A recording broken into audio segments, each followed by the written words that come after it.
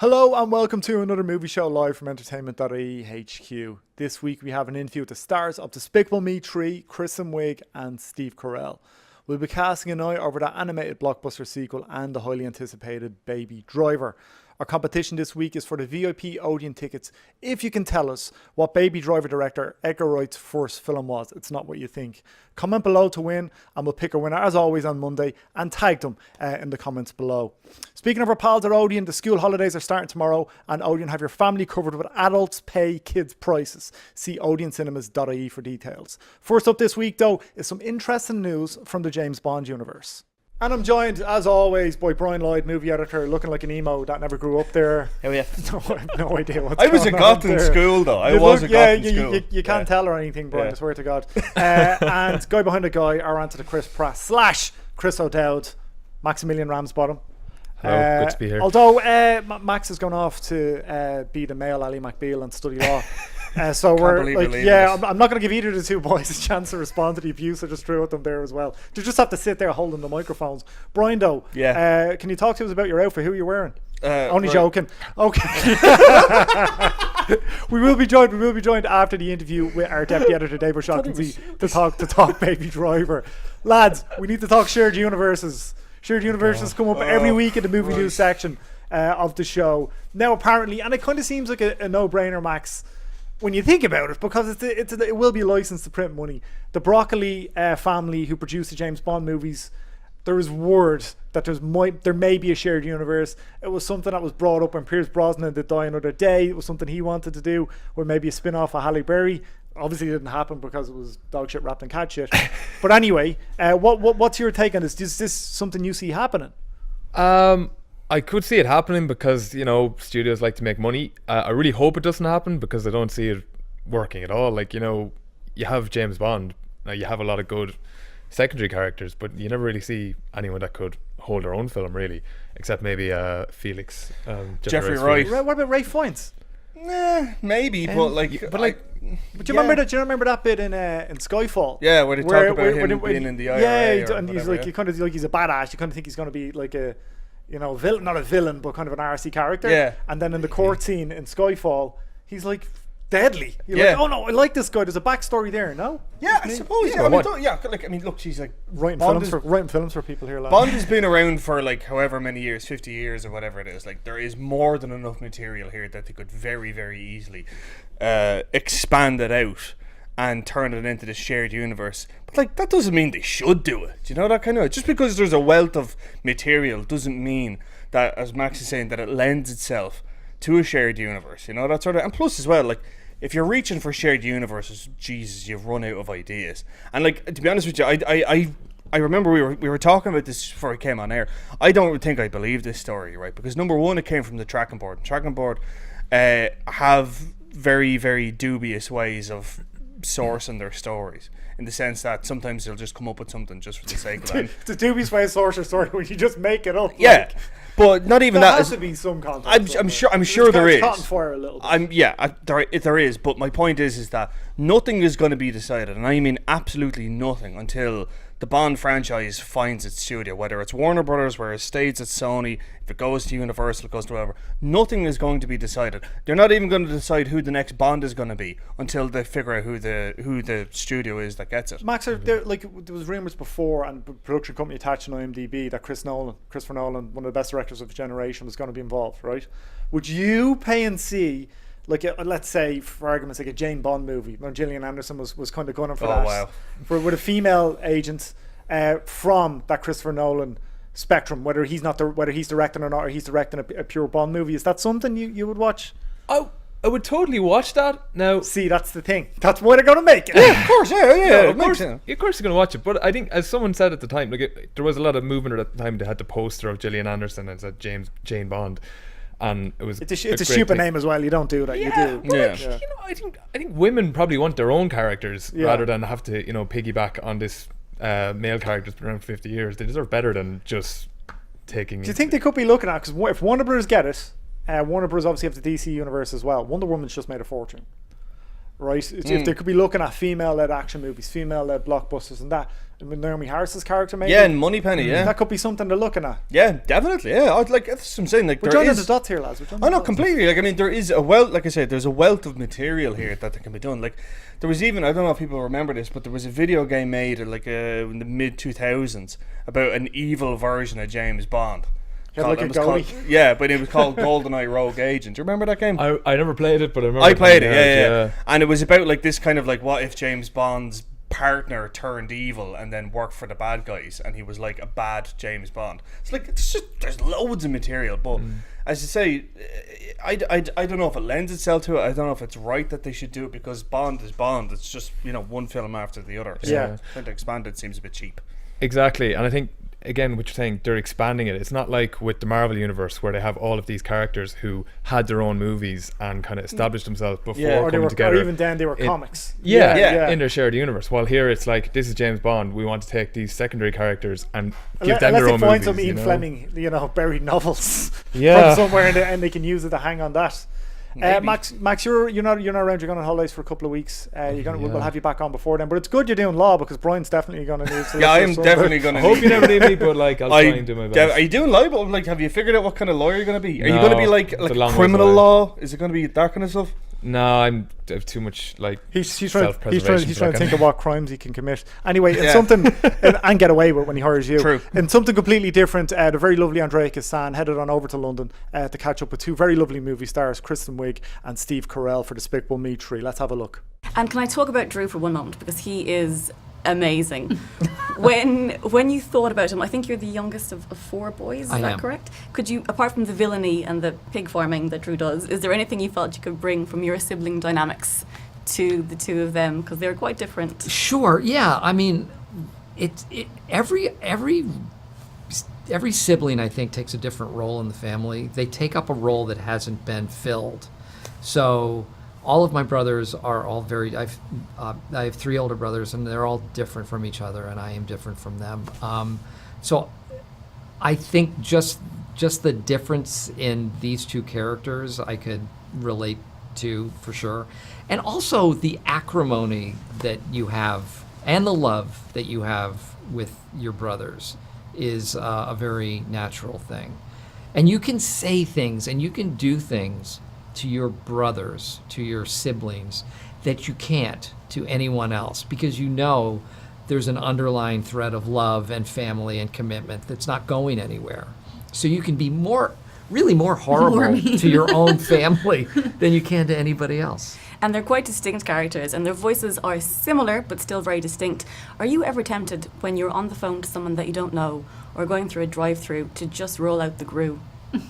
All the time. Yeah. What do you reckon he'd order if he was going through a I'd drive-through? like a double latte, half calf, with the foam on the bottom.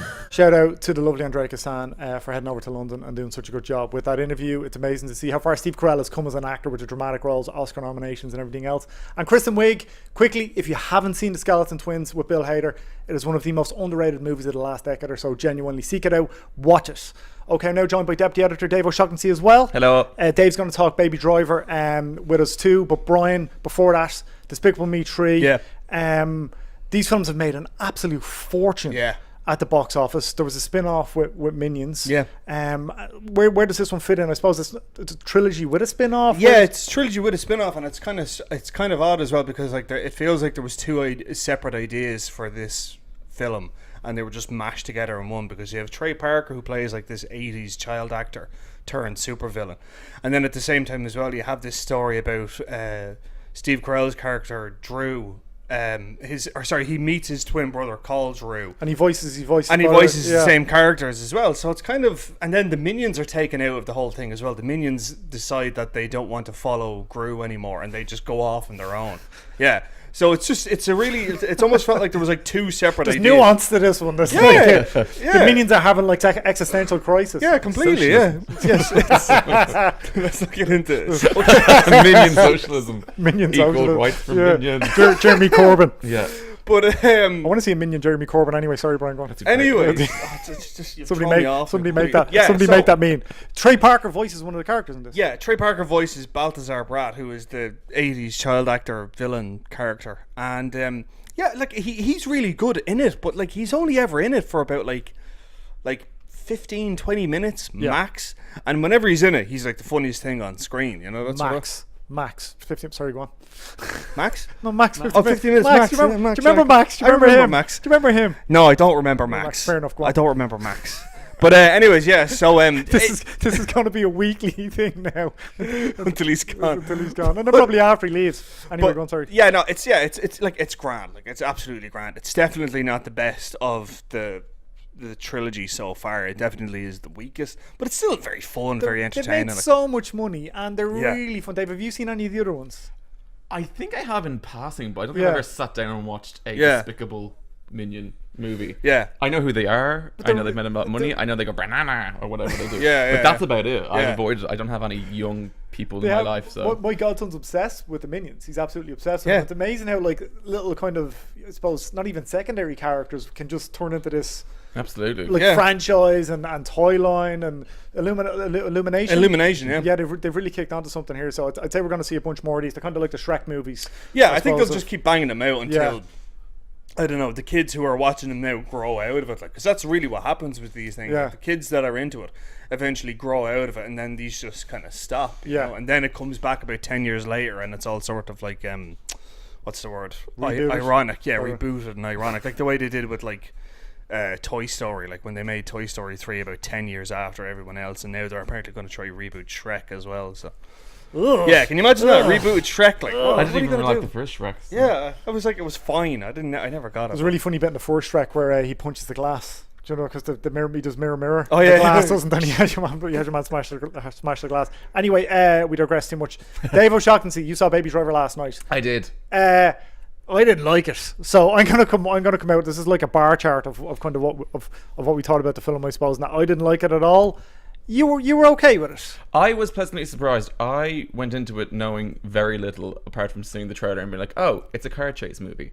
I didn't know there was going to be this beautiful sound design and this whole other thing going on. So when I was sat there, it was like, okay, Ansel Elgort's in this, and the titles are coming up, and I was like, choreographed by Ryan Heffington, and that ticked off my head. I was like, he's the guy who did all Sia's crazy dancing. I didn't know that. I was like, is this a musical? I was like, what is going on? And then all of a sudden there's Ansel Elgort dancing around in time to like lyrics passing by on the street. I didn't get that. I never knew who that was. Yeah, you're right about the whole thing. All of a sudden I was like, oh, this is a car chase musical. What's going on here? So I leant in and I was like, all right, I'm into this now. You have me. You have me. Don't lose me. So yeah, I was like really pleasantly surprised in terms of that. I thought it was exceptionally well cast. Yeah. John Hamm. John Hamm, great. John Hamm was great. But did you not think Ansel Elgort was a bit kind of flat and kind of nothing like? It's just like I just think of him as like a blank slate, like, you know, that kind of way. I think you're right. I do think it was really well cast. I think John Hamm was brilliant, and I thought Kevin Spacey was great in it with the hair. Jamie Foxx. Okay, fair enough. Jamie Foxx and John Bernthal were basically playing the same character. Yeah. Oh yeah. I forgot he was even in it. Yeah, and I bet you any money there was like a 5-minute scene that explained why he was replaced, and it was just cut out. Because and maybe they couldn't, like Edgar Wright couldn't cut the music together.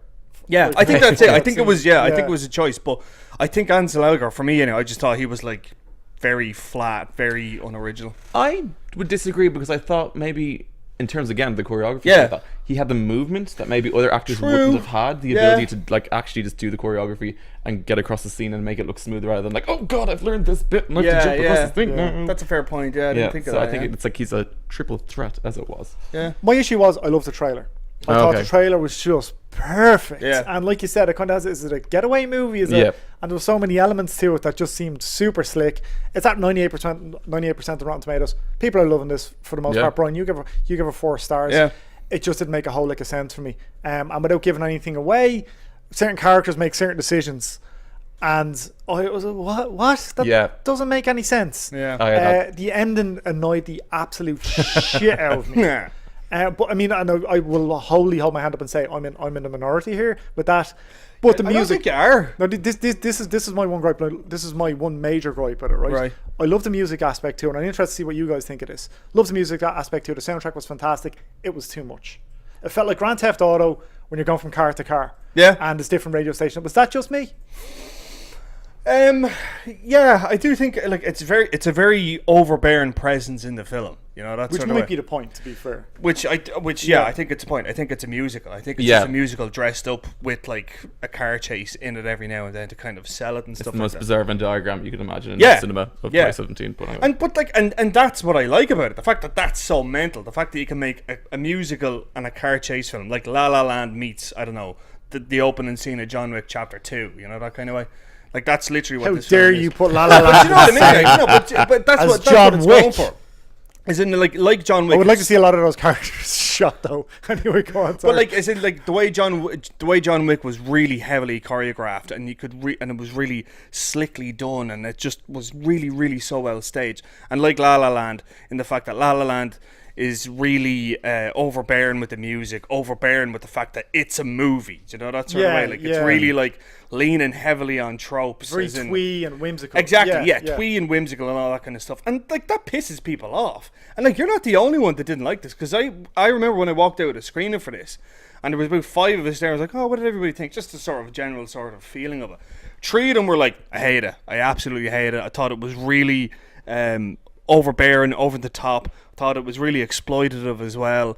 And then other people were like, no, I really enjoyed it. It was really technically done, really slick. Dave, really is that whatever. Edgar Wright? Is that Edgar Wright? You know, his films can be a lot. I think that's just what he does. That's a style, yeah. Like, and you just have to get used to the fact that he likes to blow shit up. He likes to use guns. He likes lots of drama, and He likes jump cuts as well. he likes jump cuts. And he doesn't write women characters very well. I'm just going to Very say true. it.